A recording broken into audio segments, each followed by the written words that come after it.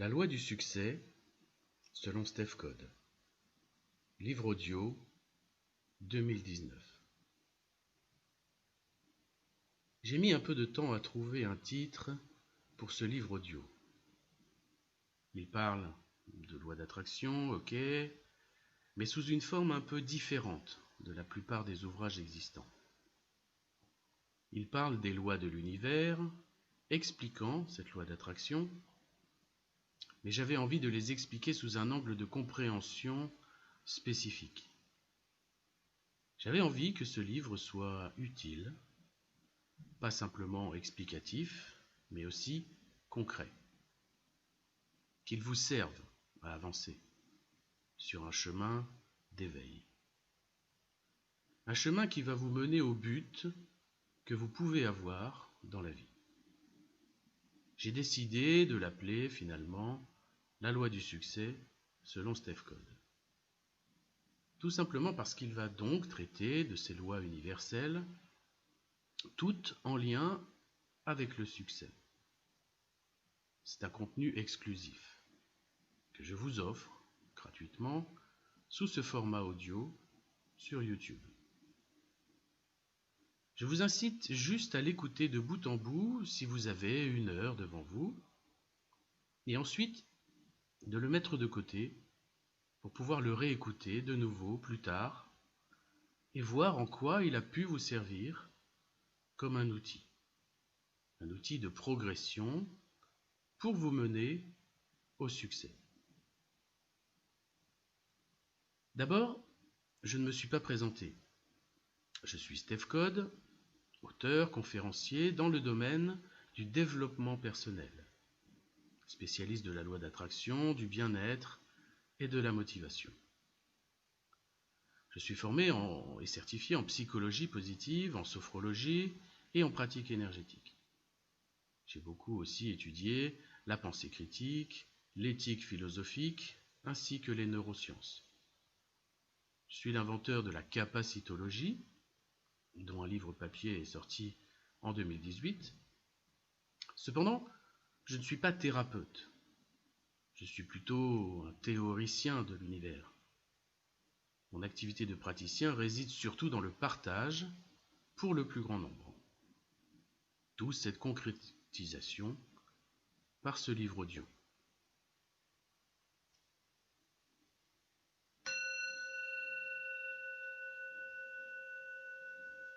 Introduction.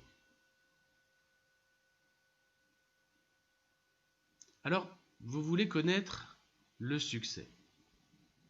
Le succès, cet objectif que vous voulez atteindre dans la vie, cette chose positive dont vous rêvez, que ce soit dans les relations amoureuses, familiales, que ce soit au niveau physique pour votre santé et votre bien-être, ou plus basiquement que ce soit dans l'abondance matérielle et financière, ou plus spirituellement une sagesse que vous voulez acquérir ou dont vous voulez vous rapprocher. Ce succès peut aussi être dans la victoire envers les choses négatives que vous vivez. Parce que justement, vous avez des difficultés relationnelles avec votre entourage, à la maison, au travail, ou dans le monde virtuel qui nous envahit, ou vous souffrez d'une maladie ou d'un handicap que vous aimeriez bien surmonter, ou vous peinez à gérer des fins de mois difficiles, ou vous vous sentez prisonnier d'un système qui ne vous convient plus, ou vous êtes défaitiste, pessimiste et découragé à cause des événements de ce monde. Dans tous les cas, vous rêvez d'un succès, d'une amélioration de votre vie. Vous voulez vivre ce succès. On pourrait aussi simplifier en appelant ça le bonheur. Mais restons sur ce terme de succès au sens large. Vous voulez en fait connaître ce mécanisme qui vous permettrait d'attirer ce succès dans votre vie. Vous voulez changer de vie, ou au moins changer ce qui ne va pas dans votre vie. Vous aimeriez bien savoir comment tous ces gens qui ont réussi ont fait pour y parvenir. Vous voulez comprendre ces lois de l'univers qui font que certaines personnes arrivent à obtenir ce succès alors que d'autres galèrent toute leur vie. Peut-être que vous êtes aussi dans ce mode galère duquel vous voulez vous sortir. Vous avez essayé plusieurs méthodes dans le développement personnel, vous avez vu des vidéos, lu des livres, assisté à des conférences, rencontré des spécialistes sur des salons du bien-être. Vous avez peut-être même suivi des méthodes plus ou moins longues et plus ou moins coûteuses. Peut-être même que vous avez beaucoup prié. Et pour vous, rien de tout cela ne semble fonctionner. Vous en êtes toujours au même point. Vous n'avez pas avancé. D'ailleurs, peut-être que rien dans votre vie n'a véritablement avancé. Vous n'avez pas rencontré le succès attendu. Vous doutez donc de pouvoir y parvenir. Vous doutez encore même que cela puisse fonctionner pour vous. Vous avez eu envie d'abandonner. Bref, c'est pas cool. Cependant, j'ai envie de vous dire de ne pas désespérer. J'ai envie de vous démontrer que c'est possible. C'est non seulement possible, mais croyez-moi, vous allez y arriver. Le fait de comprendre comment tout ceci fonctionne va vous mettre sur la piste, sur une piste devant vous, qui va vous mener à ce succès attendu. Ce qui est proposé ici est une explication du fonctionnement de ces lois de l'univers qui font que les choses arrivent. Le simple fait de comprendre ces lois va, normalement, en toute logique, vous éclairer. Le fait de comprendre ces lois va vous pousser à les mettre en pratique. Pour vous. Pour votre bénéfice personnel. Vous y avez droit. Non seulement je vais vous expliquer ces lois dans la théorie, mais aussi vous aider à les mettre en action par la pratique. En effet, la théorie ne sert à rien seule si on ne comprend pas comment cela fonctionne. Et la pratique seule ne sert à pas grand-chose si on ne décide pas de le mettre en action. Il ne s'agit pas ici d'une nouvelle théorie, mais d'une nouvelle pratique.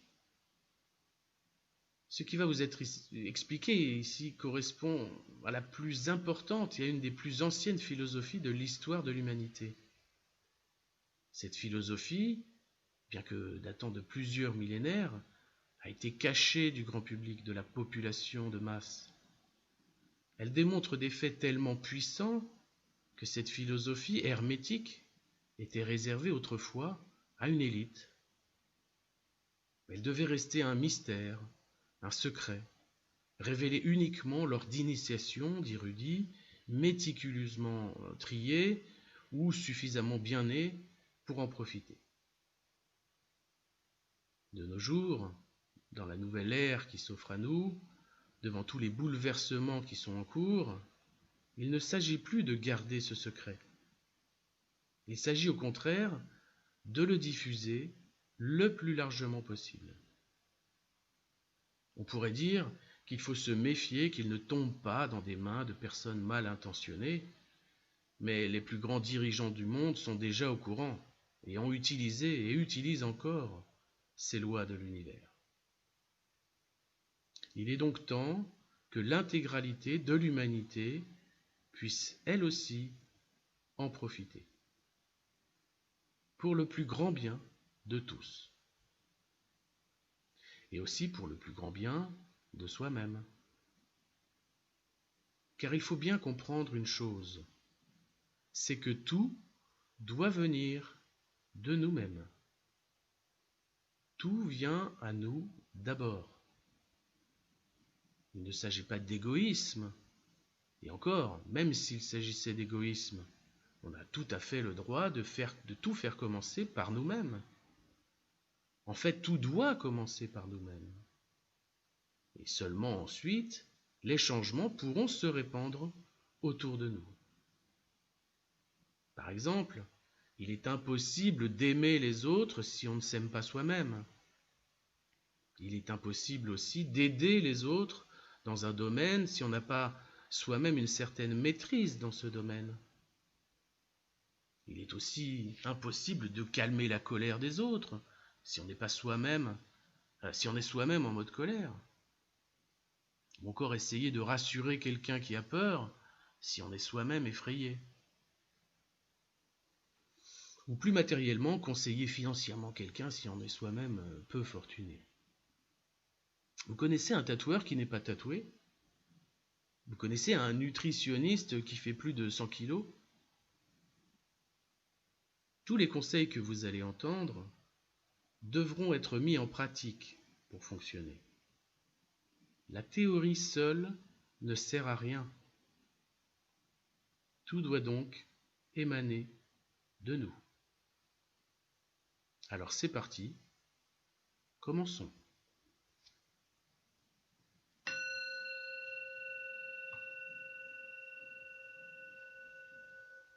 Chapitre 1. Qui sommes-nous? Vous à qui je m'adresse, qui êtes-vous?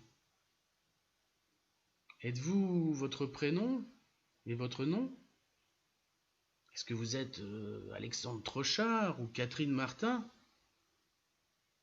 Il ne s'agit que de votre identité, que vos parents et un système ont choisi pour vous. Vous n'êtes pas votre prénom et votre nom. C'est juste comme cela qu'on vous appelle, que l'on vous nomme. C'est par cela que les administrations et la société et les autres vous identifient. Mais ce n'est pas vous. Ce n'est pas l'essence même de votre personne. Alors qui êtes-vous? Êtes-vous votre corps? Êtes-vous vos bras, votre cerveau, votre ventre? Eh bien, pas plus. Votre corps vous appartient. Vous parlez de votre tête, de vos mains, de vos jambes. Ce sont des organes qui appartiennent à votre corps. Mais ce n'est pas vous non plus. Votre personne, ce n'est pas votre corps. Alors, qui êtes-vous? Beaucoup diront « Je suis ma pensée ». Je suis au regret de vous dire que vous n'êtes pas non plus votre pensée. D'ailleurs, votre pensée, vous ne la contrôlez même pas. Ce serait bien dommage que l'on soit sa pensée. On a 60 000 pensées par jour et 95% de ces pensées sont les mêmes que la veille. On ne peut même pas s'arrêter de penser. Votre pensée est là, pour vous. Elle est créée pour vous. Ces petites phrases dans votre tête ne sont destinées qu'à vous. Vous êtes le seul destinataire de vos pensées et le seul capable de les entendre. D'ailleurs, votre comportement n'est régi par des pensées conscientes qu'à un très faible pourcentage. C'est votre subconscient qui s'occupe principalement de ce que vous vivez, de ce que vous décidez, de ce qui vous arrive dans la vie. On pourrait dire que votre subconscient, c'est vous. Ce serait quand même un peu limitatif et pas tout à fait exact. Disons qu'on est alors notre esprit et que cet esprit est l'ensemble de notre subconscient et de notre conscient. On peut même parler d'une conscience spirituelle. Voilà, c'est ça. Vous êtes votre conscience spirituelle. C'est d'ailleurs bien cette conscience qui guide et qui influence nos pensées. On parle bien de prise de conscience pour changer d'état d'esprit. Cool. On sait maintenant qui on est. Vous savez maintenant qui vous êtes. On connaît donc par quoi doit commencer ce processus, par la conscience. Mais au final, on doit arriver à un résultat. Ce résultat va être déterminé par des actions que l'on va entreprendre. Il faut donc comprendre l'enchaînement de ce processus. Il faut savoir par quel chemin notre conscience va créer des résultats concrets dans notre vie. Pour ceci, il va falloir plonger au plus profond de l'infiniment petit. En effet, on ne peut comprendre l'échelle macroscopique sans connaître ce qui se passe à l'échelle microscopique.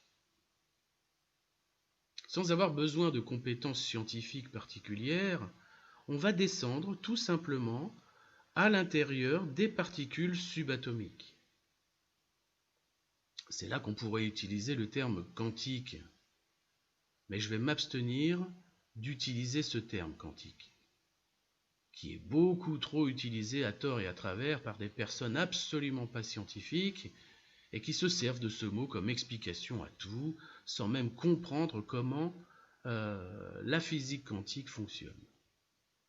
On a maintenant des thérapeutes quantiques, des praticiens quantiques, des chirurgiens quantiques même. Méfiez-vous de tout cela. Mais faisons quand même un zoom au plus près de ce qu'on appelle la matière. En dessous des molécules, des électrons, des neutrons, puis des quarks, et de ce qu'il y a encore à l'intérieur, on finit par découvrir quelque chose de très spécial. On apprend et on constate que tout ce qu'on appelle matière est en réalité composé exclusivement de vide en vibration. Tout est vibration. Je suis sûr que ce n'est pas la première fois que vous entendez cette assertion. Elle est vraie. Dans l'univers, tout est vibration. Et cette vibration, la vibration, génère une énergie. Et cette énergie, l'énergie, contient de l'information.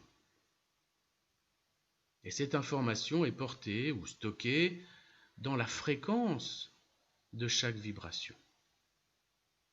C'est la base de tout. Tout est vibration. Prenez cela comme une sorte de mantra. Il faut absolument comprendre cela, accepter cela et vivre avec la connaissance que ce système qui compose l'univers n'est rien d'autre que de la vibration. Plus précisément, le tout, le grand tout, ce qui contient tout, n'est composé que de vibrations. Comme par définition du tout, rien n'existe en dehors de ce tout, rien ne peut être différent du tout. Ceci grave dans la pierre l'assertion que l'univers est un ensemble exclusif de vibrations et de rien d'autre. De la vibration, toute la vibration, rien que la vibration. En temps normal, il faut déjà se poser après avoir compris cela. Donc laissons passer cela et revenons demain avec nos questions.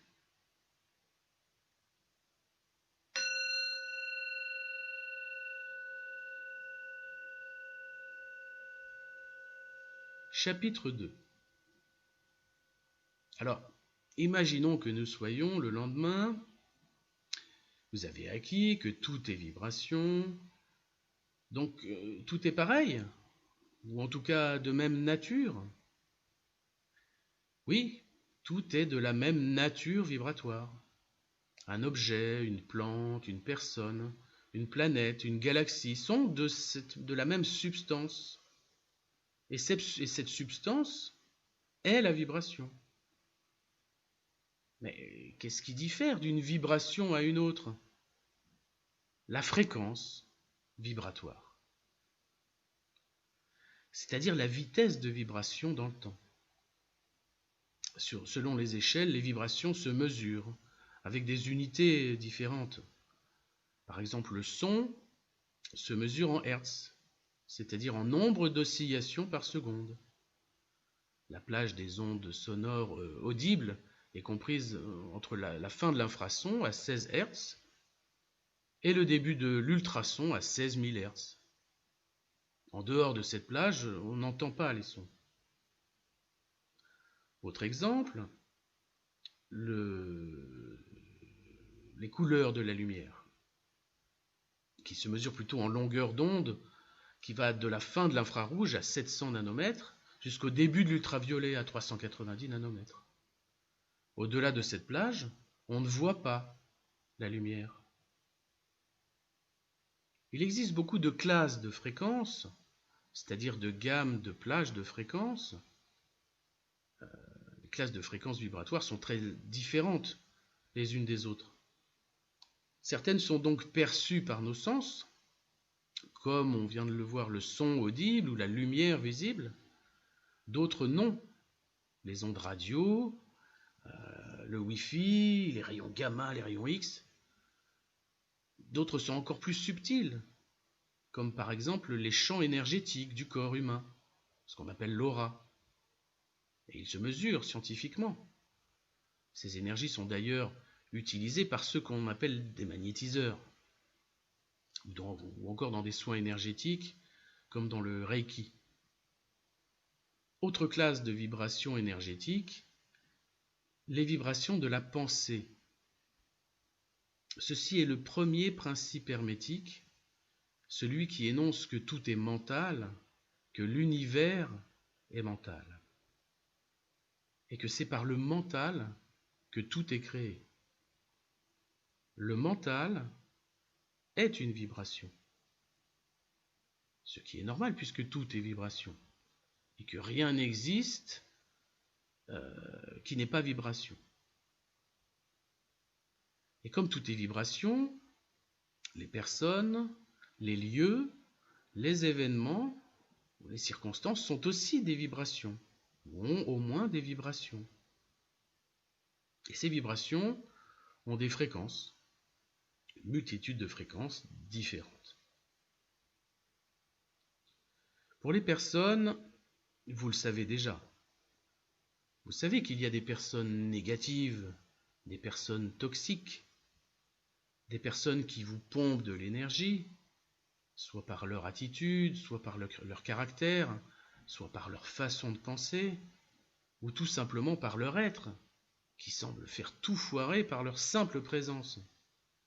Des personnes qui mettent mal à l'aise, des personnes aigries, qui en veulent à la terre entière, y compris vous, qui passent leur temps à critiquer sans arrêt, ou qui sont dans un combat permanent. Cela est dû à leur vibration.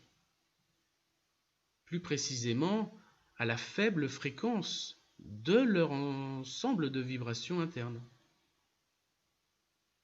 On parle de vibrations négatives, mais c'est simplement une vibration de faible fréquence. On ne peut pas aller en dessous de 0 dans les fréquences, ça n'existe pas. Le terme négatif est cependant passé dans le langage courant pour indiquer des fréquences inférieures à d'autres fréquences, qu'on qualifie donc de négatives. Mais toutes les fréquences sont positives. Acceptons dans la suite le terme de fréquence négative, ou tout de moins de fréquence inférieure aux vôtres, ou inférieure à la moyenne selon le point de vue. A l'inverse, il y a des gens qui rayonnent, qui réussissent tout, des gens à qui tout sourit, qu'on a envie de fréquenter, qui nous apportent du bonheur, des personnes qu'on envie, et on en a le droit, Ce sont des personnes qui ont une vibration positive, qu'on appelle positive, vous avez compris. Donc tout du moins, là encore, des vibrations dont la fréquence est supérieure, soit au vôtre, soit à la moyenne, selon le point de vue. C'est pareil pour les lieux. Il existe des endroits qui font froid dans le dos, des endroits où on n'a pas envie de rester, ni même de pénétrer, des endroits maudits ou hantés si on veut. Ils sont simplement emplis de vibrations négatives ou de basse fréquence. Alors que d'autres endroits, comme la forêt ou un monument, peuvent être source de bien-être. Tout simplement parce que là aussi, ils émanent de la vibration positive ou de plus haute fréquence. Vous-même, par vos pensées, vous engendrez des émotions. Et la qualité de vos pensées influe directement sur la qualité de vos émotions. La vibration de vos pensées correspond à la vibration de vos émotions. Si vous manquez de confiance, vous engendrez de la peur, du refus, de l'indécision. Si vous manquez d'amour, vous engendrez de la méfiance, de la haine, de la colère.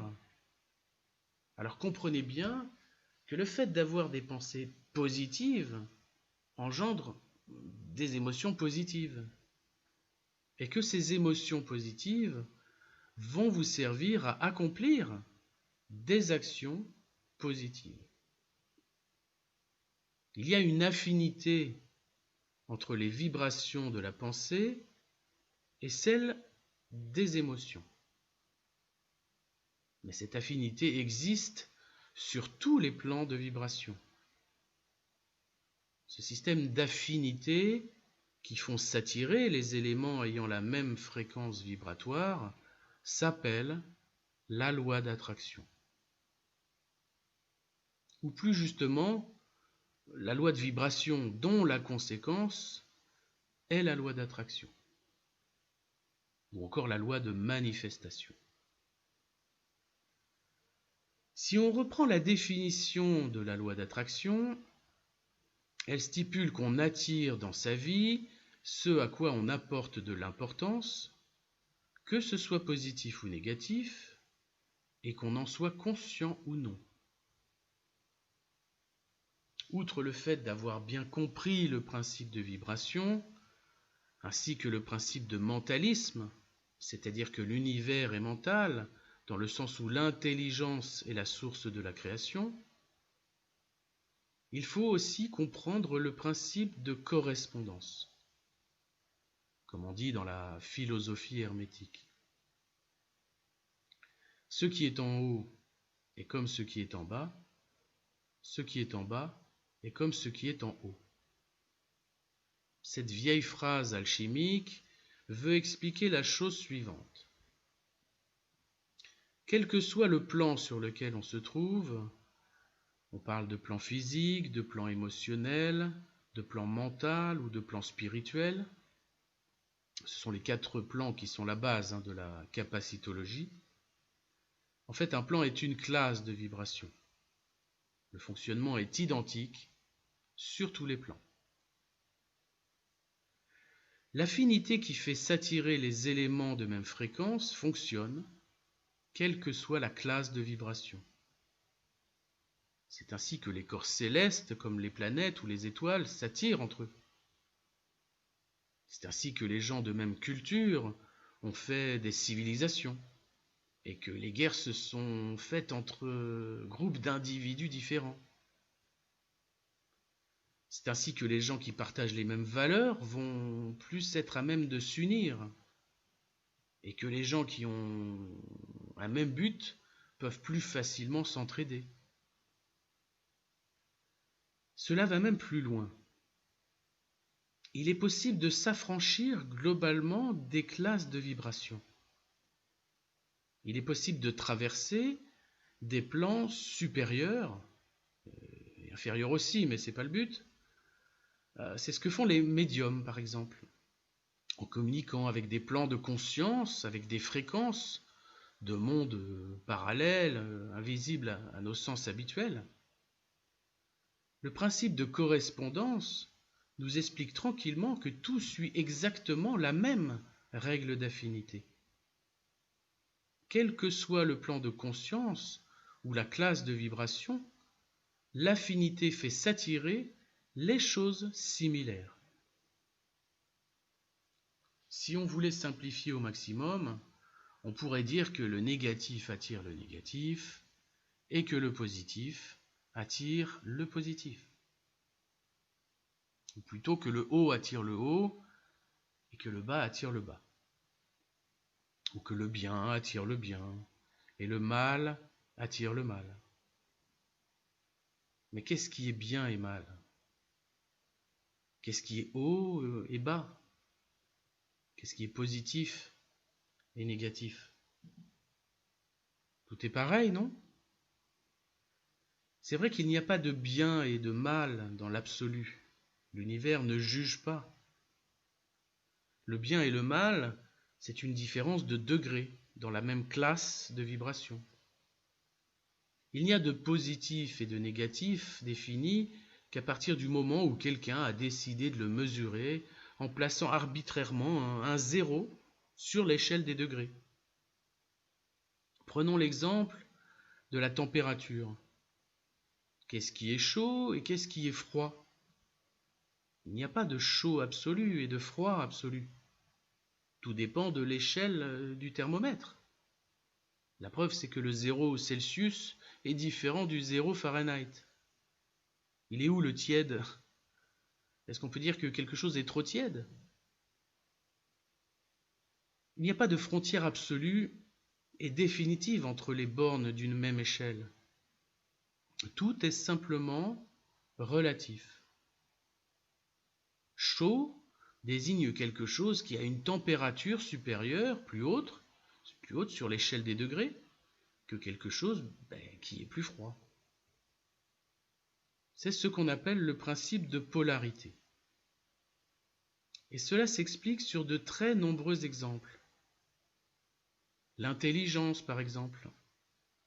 Un parfait abruti peut être considéré comme un génie absolu intellectuel en comparaison d'une éponge. Oui, une éponge, c'est très très con. Mais c'est relatif.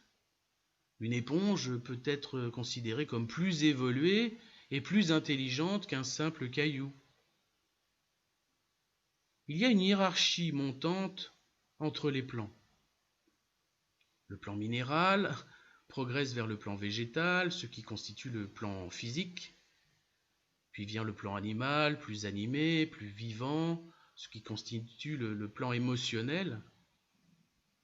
Ensuite vient le plan humain, intelligent, ce qui constitue le plan mental. Et encore au-dessus, le plan spirituel. Le but étant de tendre vers le plus haut dans le plan dans lequel on évolue. En résumé, ce qu'il faut retenir, c'est la vibration et cette échelle de fréquence qui la différencie d'autres vibrations. Là aussi, il est judicieux de faire une pause pour ruminer tout ça et faire macérer ces bonnes paroles.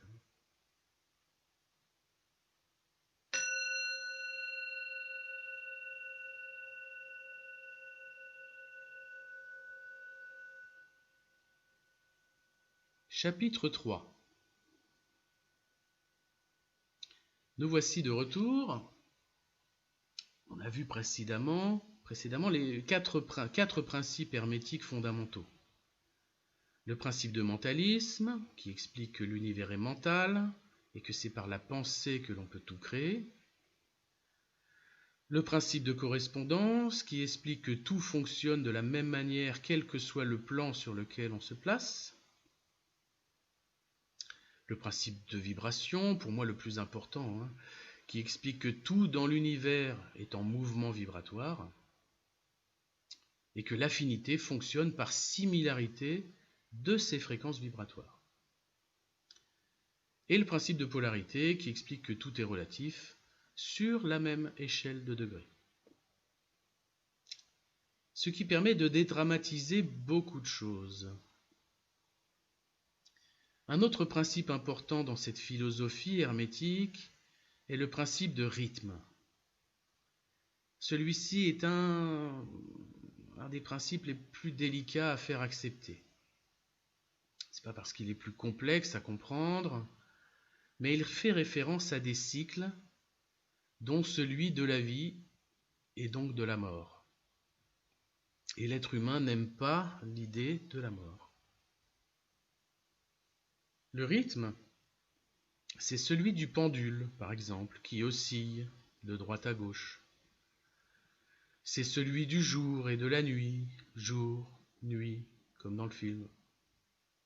C'est celui des saisons dans l'année, saison froide, saison chaude. C'est aussi donc celui de la vie, où l'on naît, on évolue, puis on régresse et on meurt. Ce principe de rythme est bien lié au principe de vibration. La différence avec les exemples précédents, c'est qu'ici la période de temps est plus longue. Une seconde, un jour, un an, une vie. Mettez-vous en image mentale la représentation sinusoïdale de la courbe d'une vibration. Cela monte rapidement, puis plus lentement, puis ça arrive tout en haut, puis ça commence à redescendre lentement, puis rapidement, puis ça ralentit, ça s'arrête tout en bas, et ça commence à remonter lentement, puis rapidement. On vient de faire le tour d'une période, d'un cycle de la vibration, de toute vibration. Tout est vibration, donc tout respecte ce rythme, cette courbe qui monte et qui descend. Il y a des jours où ça va, et d'autres jours où ça va pas. Selon moi, on ne peut apprécier le haut, quand on y est, qu'en opposition avec le bas. Si on était toujours en haut, on n'apprécierait rien de la vie. Je prends souvent l'exemple de la tarte au citron meringuée. C'est bon, hein? Ça se déguste tranquillement. On est au top de l'échelle du goût, tout en haut, non? Eh bien, si on en mangeait 4 fois par jour, tous les jours, je vous promets qu'on apprécierait beaucoup moins la tarte au citron meringuée. La rareté fait la qualité. Et le principe de rythme est là pour nous le rappeler. Régulièrement, constamment, indéfiniment. De même, à l'opposé, quand on est tout en bas, c'est bien par le souvenir du principe de rythme, que l'on sait que l'on va remonter. Après la nuit vient le jour. Après l'hiver vient le printemps et l'été. Personnellement, je déteste l'automne. Mais c'est pas grave. Je sais que c'est un cycle et qu'il fera chaud quelques semaines ou quelques mois plus tard. On a aussi, après la mort revient la vie. Même s'il faut tout refaire, car on oublie tout dans une nouvelle incarnation. Mais ça, c'est une autre histoire. De manière pratique, sur ce principe de rythme, essayez de redescendre la ligne de l'axe horizontal vers le bas. Ainsi, il y aura virtuellement plus de parties hautes de la courbe que de parties basses. Concrètement, c'est minimiser les choses négatives pour laisser une place plus grande aux choses positives. Il y a des philosophies où il faut essayer de tout considérer comme du positif. Ce n'est pas tout à fait réaliste selon moi.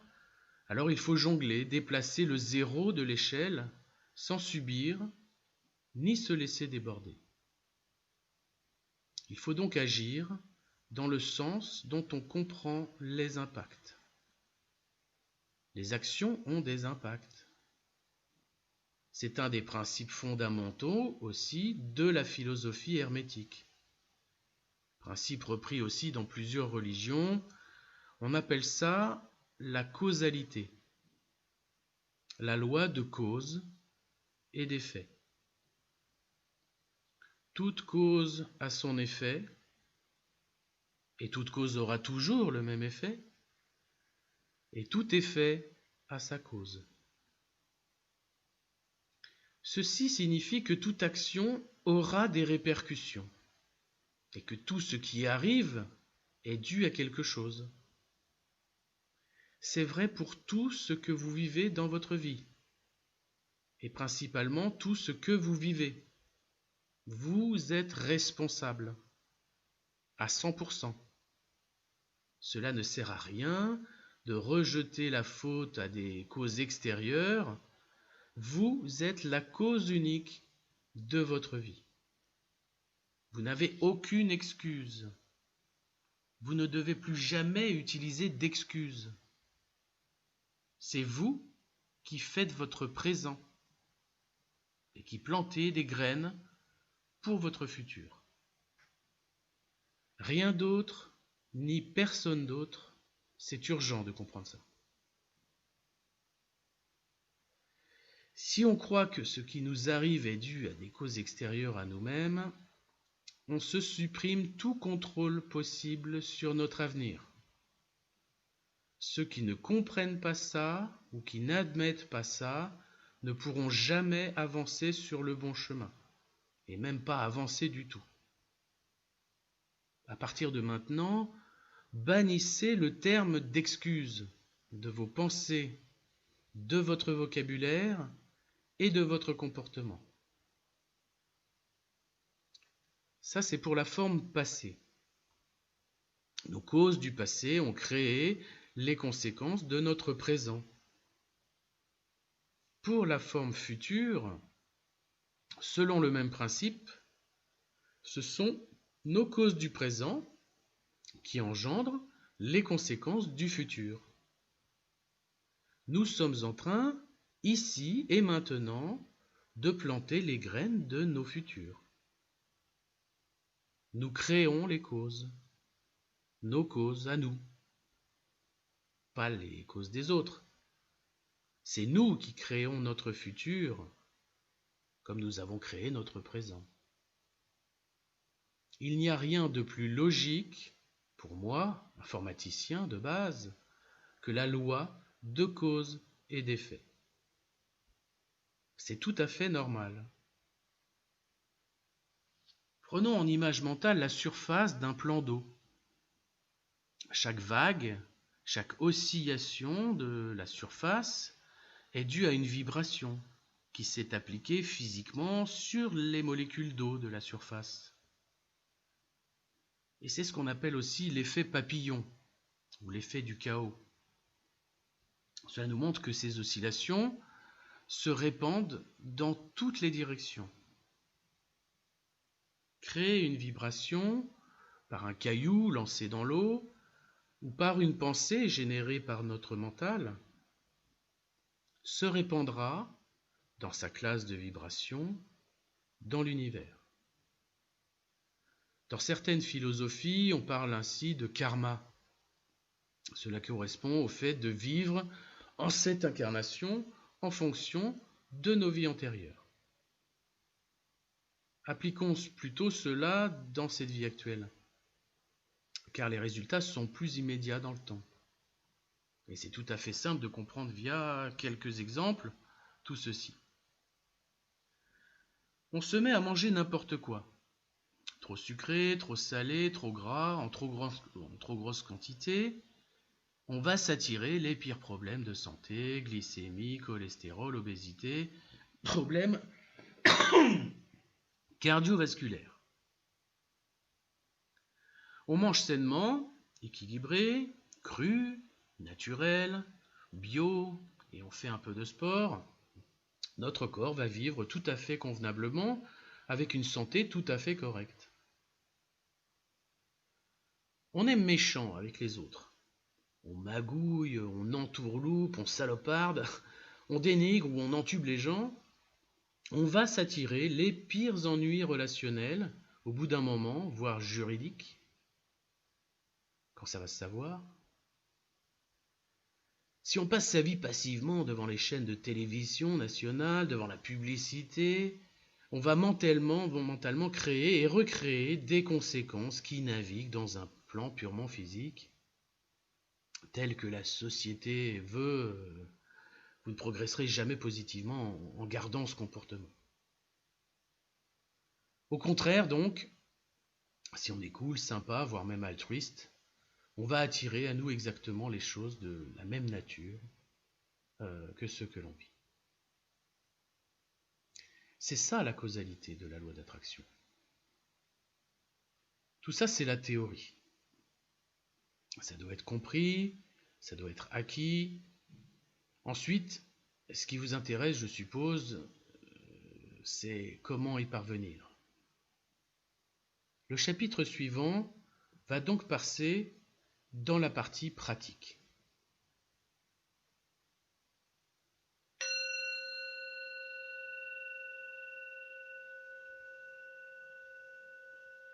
Chapitre 4. On en arrive à la partie pratique de ce livre audio, la partie où vous allez avoir une sorte de manuel opératoire finalement. Assurez-vous bien quand même, avant d'aller plus loin, que vous avez bien compris comment s'enchaîne le fonctionnement de l'être humain. C'est schématisé par le premier symbole de la capacitologie, le symbole UD, qui explique que tout vient du plan mental, mais que ce plan mental est influencé par un état d'esprit, par une prise de conscience qui vient du plan spirituel et qui modèle nos pensées. Le plan mental, parfois chaotique, anarchique, va générer des éléments dans le plan émotionnel. Et le but est d'écouter ces émotions créées justement pour quelque chose. Leur but est de nous guider, nous aiguiller, pour savoir si nos pensées sont bonnes ou non. C'est ce qu'on appelle aussi notre intuition. Eh bien, il faut la suivre, son intuition, promis. L'ultime étape étant de passer à l'action dans le plan physique. Sinon, il ne va pas se passer grand-chose.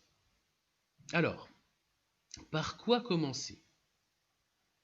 Je fais souvent faire cet exercice en conférence devant l'auditoire en demandant à l'assemblée de faire un vœu. Un vœu magique, rapidement, en 3 secondes. Et que s'ils ne l'ont pas fait dans les 3 secondes, c'est trop tard, c'est perdu.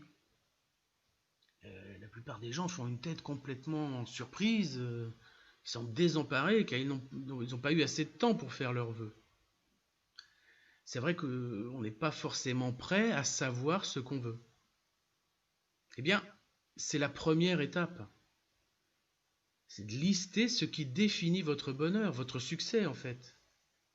Pour être prêt à voir un jour débarquer un génie qui s'appelle l'univers et lui répondre, clac, en moins de 3 secondes. Ce qui peut nous aider à trier ce que l'on veut de ce que l'on ne veut pas, le premier outil à utiliser, c'est la gratitude. Prenez cette habitude de remercier ce qui vous plaît, les éléments positifs de votre vie. Cela envoie déjà un message d'information à l'univers et à votre propre conscience sur ce que vous aimez. Personnellement, un lever de soleil, je remercie. L'air pur de la brise du matin sur le visage, je remercie. Un sourire renvoyé par un passant dans la rue, je remercie dans ma tête. Une musique pas entendue depuis longtemps que je redécouvre, je remercie. Mon relevé bancaire mensuel, je remercie. Même s'il y a des dépenses, il faut bien que l'argent circule, dépenser pour recevoir, l'argent appelant l'argent, je remercie. Je verbalise cette gratitude oralement, quand je suis seul, ou par écrit. De nombreux spécialistes, dont moi, préconisent de le faire par écrit. Sur un petit cahier, sur votre bureau, dans un carnet, dans votre chambre, sur un tableau, dans votre cuisine, ou dans un fichier sur votre ordinateur, ou tout simplement sur une petite note dans votre portefeuille. Ceci nous introduit le second outil, la verbalisation. Selon la légende, c'est le Verbe, le Logos, qui a créé l'univers. Le Verbe, c'est la parole ou l'écrit. Et il est extrêmement important de savoir comment maîtriser sa verbalisation. On ne contrôle pas ses pensées, mais on contrôle sa parole. Sauf avec le syndrome Gilles de la Tourette. En général, on contrôle ce qu'on verbalise. Selon un processus cognitif extrêmement complexe que j'ai étudié, le résultat, c'est la génération d'une idée, par une phrase, un groupe de mots ou un simple mantra, si on veut. Mais il faut que cette verbalisation respecte des règles. Déjà, on utilise la forme affirmative, positive, de toute verbalisation. Hors de question de verbaliser avec des mots négatifs. Si on verbalise par exemple le fait de guérir de sa maladie, on utilise le mot maladie et le subconscient enregistre ce mot. Même si on veut guérir, si on ne veut pas de la maladie, le subconscient n'enregistre pas la négation. Si je vous dis ne pensez pas à une pomme, c'est trop tard. La pomme est apparue dans votre esprit. Pensez plutôt à la bonne santé qu'à la maladie. Autre exemple, ne militez pas contre la guerre. Vous vibrerez des fréquences liées à la guerre. Militez pour la paix dans le monde. Ceux qui militent contre la pauvreté ne font que l'alimenter. Pensez plutôt abondance plutôt que difficultés financières. Regardez ce qui s'est passé en France avec les gilets jaunes.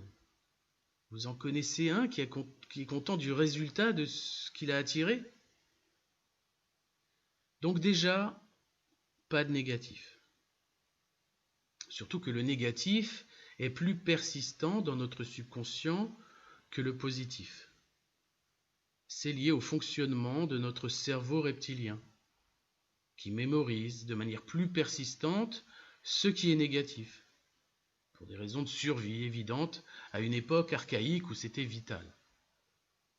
Prenez un rapport de 1 pour 20 pour équilibrer le négatif avec le positif. Une pensée négative doit être comblée par une vingtaine de pensées positives. Autre règle de cette verbalisation, la forme du verbe lui-même. Ne dites pas « je veux ». Vouloir, c'est déjà se mettre dans un état où l'on n'a pas. Si je veux ça, c'est que je ne l'ai pas. Et j'opère dans une vibration de manque de ce que je veux. Alors on dit « j'ai déjà ». Souvent, ce qui est préconisé par les adeptes de la loi d'attraction, mais votre conscience sait que c'est faux. Vous dites que vous avez déjà ce que vous n'avez pas pour ne pas dire que vous le voulez. Car on n'indique pas, car dire qu'on le veut indique qu'on ne l'a pas. Vous me suivez? Toujours. Vous dites que vous l'avez déjà, mais votre cerveau n'y croit pas. Il n'est pas con, notre cerveau, et c'est pour ça que cette méthode ne fonctionne pas. Alors, quelle est la meilleure forme de verbalisation? La meilleure forme, c'est d'exprimer le bonheur lié à ce que vous voulez. J'aime être en bonne santé. J'aime profiter de l'argent que je reçois. J'aime les gens qui vivent pacifiquement dans l'amour. Voilà quelques exemples. J'aime ce nouvel emploi et le bonheur qu'il me procure. J'aime me sentir vivant et heureux en marchant dans la rue. C'est tout à fait cohérent et compatible avec notre subconscient. Vous vibrez dans la fréquence de l'amour, de ce qui vous fait plaisir, de ce que vous voulez attirer et de ce que vous allez attirer. Au début de mes conférences sur la loi d'attraction, je disais qu'il fallait dater ses vœux, mettre une notion de temps, d'échéance à laquelle on se voit vivre son bonheur. Mais en fait, c'est dans le moment présent qu'il faut agir. C'est maintenant qu'il faut sentir l'amour de notre succès. Et en exercice sur les vœux, j'entends souvent je voudrais rencontrer quelqu'un. Alors déjà, la forme je voudrais, on ne sait pas si c'est du conditionnel ou du futur. Il ne faut pas que ce soit du futur, et encore moins du conditionnel. On ne dit pas non plus au présent je veux. On vient de le voir. On dirait plutôt j'aime le fait de rencontrer quelqu'un. Mais pour la suite, rencontrer quelqu'un, ça veut dire quoi? Rencontrer une personne dans la rue? Ça veut dire se mettre en couple avec, coucher avec, devenir les meilleurs amis du monde? Soyez extrêmement précis dans la verbalisation. Et ce quelqu'un, il est comment? Un grand brun musclé, à forte poitrine? J'aime la vie partagée avec une femme intelligente et spirituelle avec qui on progresse dans une bienveillance chaleureuse. Ça le fait. C'est bien verbalisé, c'est bien formulé.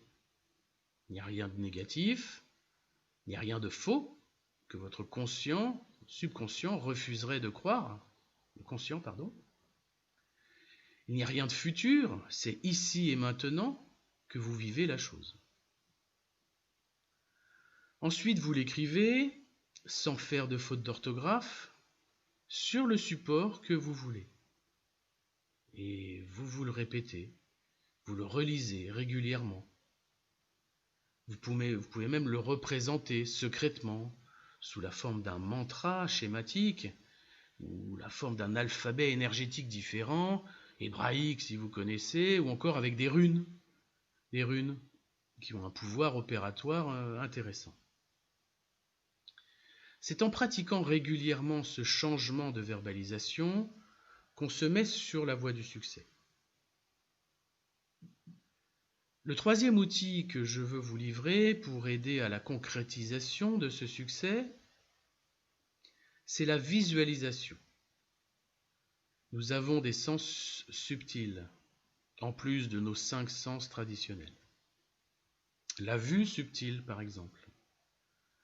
Fermez les yeux et pensez à une pomme.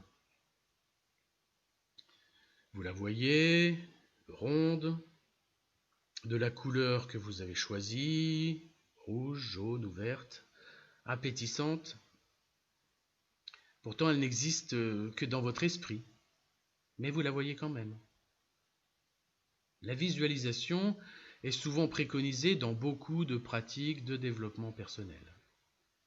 Le subconscient adore les images mentales. C'est par exemple par cette méthode que l'on arrive à faire des prouesses avec notre cerveau. Par exemple, la méthode des lieux pour faire fonctionner sa mémoire, qui est une méthode liée aux images mentales. C'est comme cela aussi que fonctionnent les champions d'échecs, en enregistrement les combinaisons de pièces mentalement et visuellement. Visualiser mentalement, c'est mettre une image au-dessus de la légende de ce que vous verbalisez. Les arts visuels, comme la peinture, sont une expression de la visualisation mentale.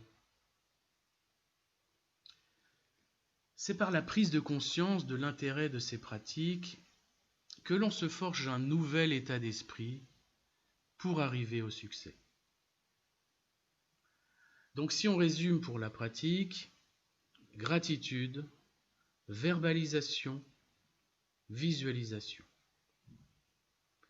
On pourrait ajouter l'intuition qui nous montre les premiers résultats que nous renvoie l'univers, ou encore la fluidité, inspirée du Tao, qui permet de mieux s'adapter aux conséquences de nos causes. Pour conclure, je vais vous offrir une formule simple qui résume l'intégralité de ce livre audio.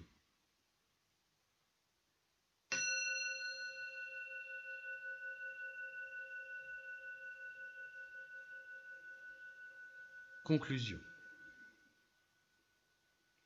La formule magique du succès, qui est exprimée par le deuxième symbole de la capacitologie, le symbole Zo, est la suivante. Savoir, dire, être et agir. Ce sont simplement 4 mots, chacun lié à un des plans de conscience humain. Sur le plan mental, savoir, parce que savoir, c'est mieux que croire. En effet, croire, les croyances sont les pires maux de l'humanité. C'est à travers elles que les guerres sont créées, que les malheurs sont répandus et que les souffrances sont générées. Dans la croyance, il y a une notion de doute. Dans le savoir, il n'y a que de la certitude, de la preuve, démontrée, ce qui est logiquement nécessaire et suffisant pour servir de base à notre éveil. Sur le plan émotionnel, dire parce que c'est mieux que penser. On vient de voir que c'est la verbalisation qui est le moteur de la création. Dire, c'est exprimer. Et exprimer son succès, c'est créer son succès. Créer le succès. Sur le plan spirituel, être parce que c'est mieux que vouloir. Vouloir, on l'a vu, c'est exprimer ce qu'on n'a pas. Être, c'est vivre ce qu'on aime. Se mettre en condition du succès, c'est se mettre dans l'état du succès. Être, c'est s'aligner. Aligner son être en correspondance avec son savoir, avec sagesse. Sur le plan physique, agir. Agir parce que c'est mieux qu'attendre. N'espérez pas que tout va venir à vous par magie. La magie, c'est vous, c'est votre action. Parce qu'on est incarné dans ce monde physique, en 3D, en haute densité, il faut opérer dans le monde physique. Ok le spirituel, ok le mental, ok l'émotionnel, mais en dessous, pendant notre vie sur Terre, c'est le physique qui se concrétise. Agir, c'est s'aligner avec l'être. Savoir, dire, être et agir. Retenez ces mots.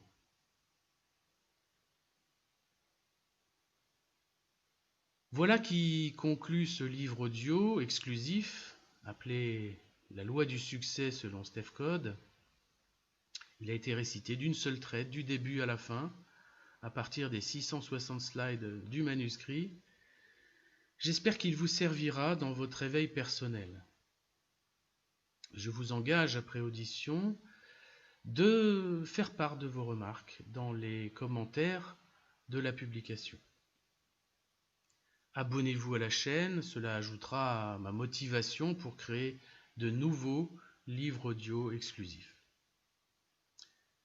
Je ne dirai pas pour terminer que la force soit avec vous, car le pouvoir du succès est en vous déjà, ici et maintenant. Gratitude.